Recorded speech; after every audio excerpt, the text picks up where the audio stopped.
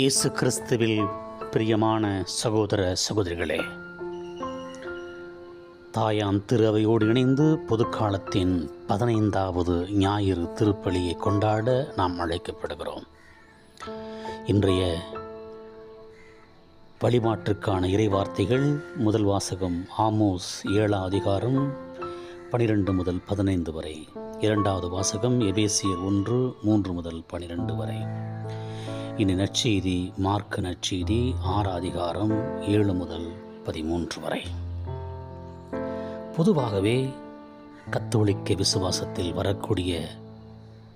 வாழக்கூடிய நாம் அனைவரும் ஆலயத்துக்கு சென்றோமா, திருப்பலியை பார்த்தோமா என்ற ஒரு மெத்தனமான செயல்பாடுகள் அதிகம் என்று காணப்படுவதை பார்க்கிறோம். அதே சமயத்தில் பிரிவினை சகோதர சகோதரிகள், பெந்தகோஸ்தே என்று அழைக்கக்கூடிய சகோதர சகோதரிகள் மிகவும் சுறுசுறுப்பாக ஆலயத்திற்கு செல்வது மட்டுமல்ல, நேரம் கிடைக்கும் போதெல்லாம் துண்டு பிரசுரங்கள் வழியாக, வீடு வீடுகள் சந்திப்பு வழியாக இறைவார்த்தையை அறிவிப்பார்கள் என்பதை நாம் பார்க்கிறோம். நமக்கு நேரமில்லை என்போம், அவர்களுக்கு அதிகம் நேரம் அதற்காகவே பயன்படுத்துவதை பார்க்கிறோம். இப்படி இயேசு கிறிஸ்து வருகிறார் என்ற தலைப்பில் பல துண்டு பிரசுரங்களை அச்சடித்து அவற்றை ஒரு பேருந்து நிலையத்திலிருந்த பயன்களுக்கு ஒருவர் கொடுத்துக் கொண்டிருந்தார். மேலும் ஒரு பெருநடத்திடம் அதை கொடுக்க அவர் அதை படித்து பார்த்துவிட்டு, இயேசு வருகிறாரா, யார் வந்தாலும் வரட்டும், ஆனால் மரியாதையை டிக்கெட் வாங்கி கொண்டுதான் பேருந்தில் ஏற வேண்டும் என்று அவர் உறுதியாக சொன்னார், உணராமல் சொன்னார். கிறிஸ்துவில் பிரியமானவர்களே, இன்று இயேசுவே வந்தாலும் அவர் பயணச்சீட்டு வாங்கி கொண்டுதான் பேருந்தில் ஏற முடியும், பயணம் செய்ய முடியும். அதுதான் இன்றைய உலகம். அப்படி இருக்க இன்றைய நற்செய்தியில் இயேசு தம் சீடர்களை நற்செய்தி பணிக்காக அனுப்பும் போது அவர்கள் தங்களுக்கு உணவோ பையோ காசோ எதுவுமே எடுத்து செல்ல வேண்டாம் என்று கட்டளையிடுகிறாரே, இது இன்றைய நடைமுறைக்கு ஒத்து வருமா என்று நாம் அறிவுபூர்வமாக கேள்வி கேட்கலாம், சிந்திக்கலாம், வாதாடலாம். இன்றைய நற்செய்தியில் இயேசு 2 உண்மைகளை நமக்கு எடுத்துக் கூறுகிறார். ஒன்று, நற்செய்தி அறிவிப்பவர்கள் பணத்தை அல்ல, கடவுளையே நம்பி தங்கள் நற்செய்தி பணியை மேற்கொள்ள வேண்டும். ஆனால் இன்று யாரை நம்புகிறோம்? கடவுளை நம்புவதை விட நற்செய்தி அறிவிப்பவர்கள் பணத்தையே நம்புகிறார்கள். எல்லா நிலைகளிலும் அது அதிகமாக பரவி கிடப்பதை பார்க்கிறோம். வேதனையான உண்மை.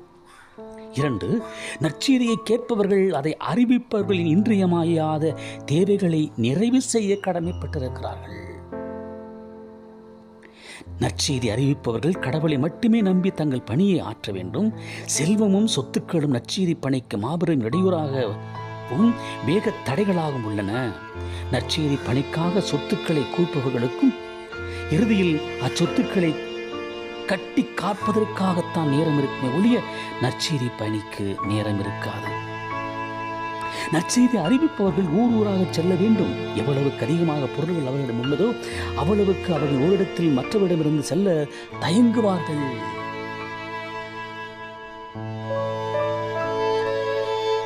ஒரு பங்கிலே 100 தென்னம்பிள்ளைகளை நட்டு வளர்த்த பங்கு தந்தை அம்மரங்கள் காய்க்கும் வரை தன்னை அப்பங்கிலிருந்து மாற்றக்கூடாது என்று கூறினார். கட்டிடம் கட்டி கொண்டிருக்கும் பங்கு தந்தை அக்கட்டிடம் கட்டி முடியும் வரை பணிமாற்றத்தை எதிர்க்கிறார்.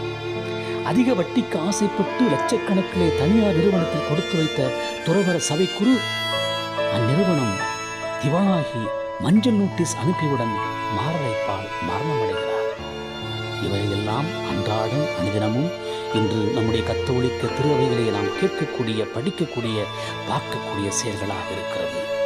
இது எதை மையப்படுத்தியிருக்கிறது என்பதை தியானித்து பார்ப்போம். எவரும் 2 தலைவர்களுக்கு பணிவிடை செய்ய முடியாது. நீங்களும் கடவுளுக்கும் செல்வத்துக்கும் பணிவிடை செய்ய முடியாது என்று மத்தேயு நற்செய்தி 6:24 ஆண்டவர் கூறுகிறார்.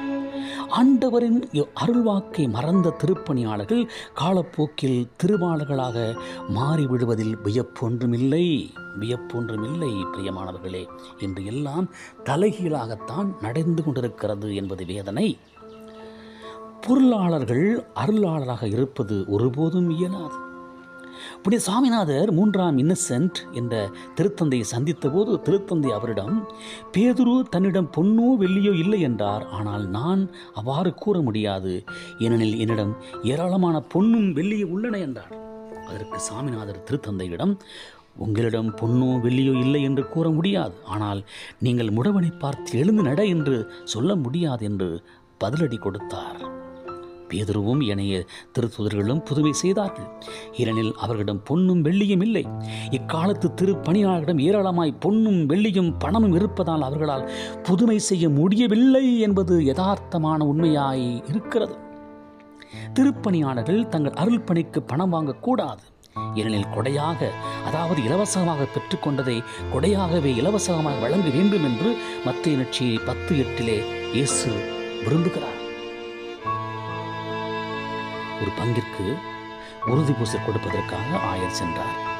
அப்போது உறுதி பூசும் பெறும் சிறுவர்கள் ஒரு அறைக்குள் 500 ரூபாய் வைத்து ஆயருக்கு காணிக்கையா கொடுக்க வேண்டும் என்று பங்கு தந்தை கேட்டுக்கொண்டிருந்தார். ஒரு உரைக்கில் 500 ரூபாய் இருந்தது. அதோடு ஒரு காயத்துண்டில் பரிசுத்த ஆவியை பெறுவதற்குமா லஞ்சம் கொடுக்க வேண்டும் என்று எழுதப்பட்டிருந்தது.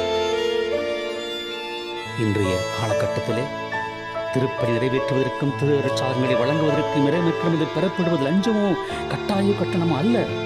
மாறாக அது திருப்பணியாளர்களை பராமரிப்பதற்காக இறைமக்கள் கொடுக்கும் விருப்ப காணிக்கையாக இருக்க வேண்டும்.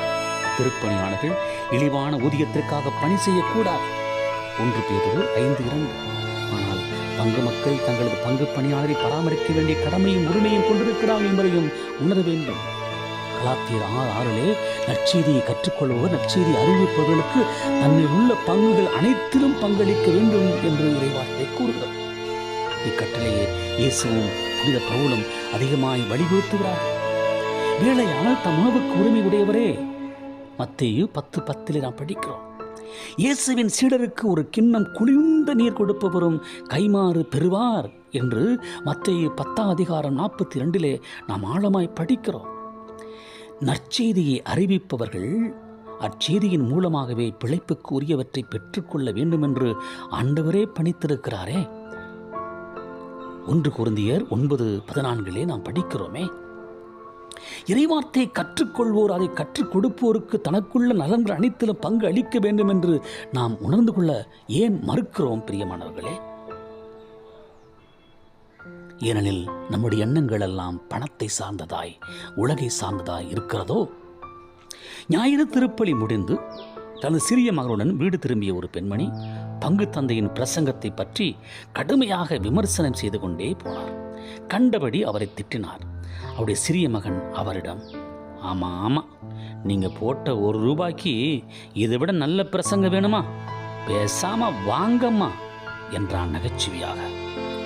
1 ரூபாய் உண்டியலில் போட்டுவிட்டு 1 லட்சம் கேள்விகள் கேட்பார் என்று பலர். ஒவ்வொருவரும் தங்கள் மாத வருமானத்தில் 10 ஒரு பகுதியை கொடுக்க வேண்டும் என்பது கடவுளுடைய கட்டளை.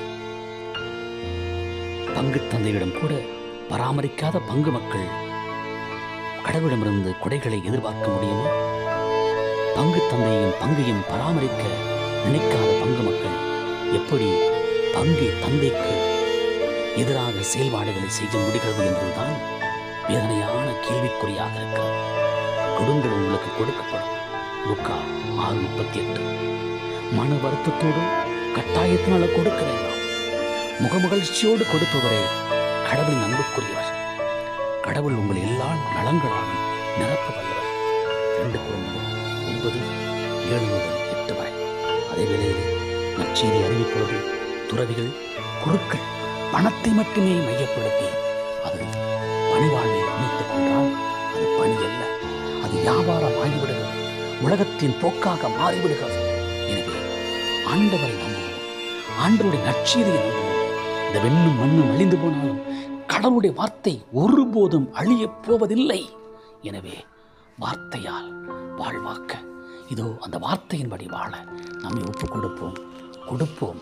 ஆண்டவரிடமிருந்து அதிகமாக பெறுவோம். ஆமென்.